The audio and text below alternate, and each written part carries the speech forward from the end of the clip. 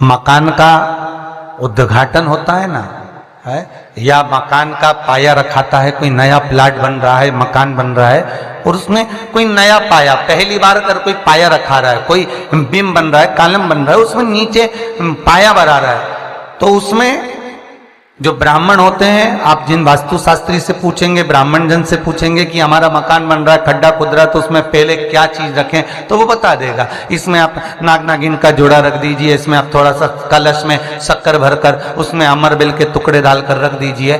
पर शिव महापुराण, स्कंद पुराण, वास्तुशास्त्र, अग्नि पुराण और वामन पुराण, ये वामन पुराण के अंतर्गत भी मिलेगा और अग्नि पुराण के अंतर्गत भी मिलेगा कि यदि नूतन मकान के पाए में एक नारियल के गोले में गुड़ भरकर, शमी पत्र रखकर उसको दबा दिया जाए तो उस घर में कभी संपदा की कमी नहीं होती और क्लेश नहीं हो सकता, चाहे कितनी भी अहंकारी बहू क्यों ना हो, चाहे कितना भी अभिमान अभिमत्ता रखने वाली सास क्यों ना बहू, उस सास बहू में प्रेम ही रहेगा, क्लेश नहीं हो सकता, उसमें विवाद नहीं हो सकता। उस घर के अंदर जितने भाई रह रहे हो, जितने कुटुंबी रह रहे हो, परिवार रह रहा हो, उसमें क्लेश का कोई मतलब नहीं हो सकता। चलो याद करिए, पुराने समय में कितना प्रेम होता था भाइयों में, सत्य बोलना, बहनों में, भाइयों में, बुआओं में, इतना बड़ा परिवार और ऐसा प्रेम रहता था, कोई जमीन मांगे ना जायदाद मांगे, ना दुकान का हिस्सा मांगे, ना रकम मांगे, इतना प्रेम कहां से आता था। तो पुरानी बात याद करो, पहले के समय में ये सीमेंट के मकान बनते थे क्या? अरे बोलते जाओ, नहीं। क्या होता था? चूना मंगवाया जाता था, मिट्टी मंगवाई जाती थी, उसमें गुड़ मिलाया जाता था, बोलो मिलाते थे कि नहीं मिलाते थे? गुड़ मिलाया जाता था और उसमें थोड़ा सा उसको चिकना करने के लिए खोपरे का तेल डाला जाता था। अब वास्तु रीति में तो हमने ये सब चीज छोड़ दिया, हमने ये सब चीज समाप्त कर दिया कि ना तो हम उसमें गुड़ मिला रहे हैं, ना कोई वस्तु मिला रहे हैं, बस सीधे सीमेंट खरीद के लाए और लगा दिया गया। पर उसका वास्तु तत्व क्या है? उसका वास्तु जैसे कोई बहुत बीमार व्यक्ति है, बहुत बीमार है, वो बहुत बीमार, और उसको कोई औषधि नहीं लग रही, उसको कोई औषधि काम ही नहीं कर रही, तो आप जब उसको भोजन कराएं, पानी पिलाएं, आप उसको कुछ भी खिलाएं, चाहे जूस पिला रहे हो, भोजन करा रहे हो, चाहे सूप पिला रहे हो, उसका मुख यदि आप पूर्व में रखकर खिलाएंगे तो 15 दिन के अंदर वो अपने हाथों से भोजन करना चालू कर देगा। 15 से 16वां दिन नहीं होगा। पर यदि आप उसको उत्तर का मुख रखकर, आप उसको पश्चिम का मुख रखकर बीमार व्यक्ति को अगर भोजन कराएंगे, दक्षिण का मुख रखकर भोजन कराएंगे, तो उसको औषधि लगने में बहुत समय लगता है महाराज। औषधि इसको 15 दिन बहुत हो गए, बहुत। जिससे दक्षिण की ओर मुख कर कर भोजन करने वाले व्यक्ति का उदर, पेट, वो कहते हैं ना रोग हो जाते पेट के, रोग बहुत सारे हैं महाराज, बहुत रोग है महाराज।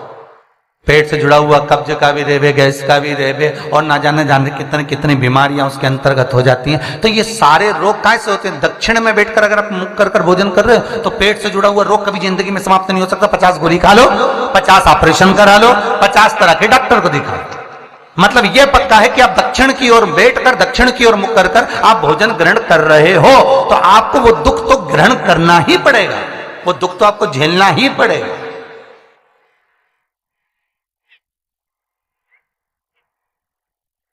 तो भगवान शिव की कथा कर रही है, स्कंद पुराण वर्णन कर रही है महाराज, सुंदर अग्नि पुराण और वामन पुराण कर रही है।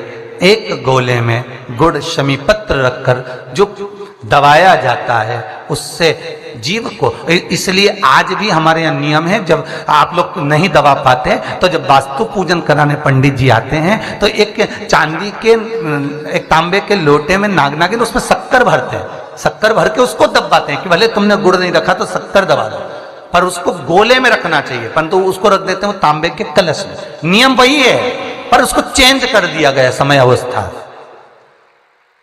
अवस्था में कर दिया कि उसमें तांबे का कलश रखो, चांदी का नाग नागिन रखो, शक्कर भरो, फिर दबा। और नियम वो है कि नारियल का गोटा हो गुड़ भरा हो, उसमें भले तुम नाग नागिन रखो चाहे कुछ भी रखो, पर समीप पत्र अगर रख दिया तो नाग नागिन की भी जरूरत नहीं है। समीप पत्र रख दिया तो वास्तु की मूर्ति रखने की भी जरूरत नहीं है। समीप पत्र में 33 कोटि देवता एक एक पत्ती के रूप में उस समीप पत्र के भीतर विराजमान रहते हैं, जिसको हम विराजमान कर रहे होते। सुख समृद्धि वैभव आनंद दे। बेलपत्री के पेड़ के नीचे हल्दी का शिवलिंग का निर्माण करो। हल्दी पिसी हुई हल्दी का शिवलिंग का निर्माण करो, उसका पूजन कर कर घी का दिया लगाकर भगवान शंकर की वही हल्दी का शिवलिंग का तिलक अपने हृदय पर चाहे पुरुष हो चाहे स्त्री हो, अपने हृदय पर कंठ के पास उस तिलक को लगाएं और बाबा का विसर्जन उसी बेलपत्री के पेड़ के नीचे जल डालकर कर दें। महाराज यश मिलना प्रारंभ हो जाता है। केवल ये यश के लिए ही नहीं होता, इसका एक क्रम और है।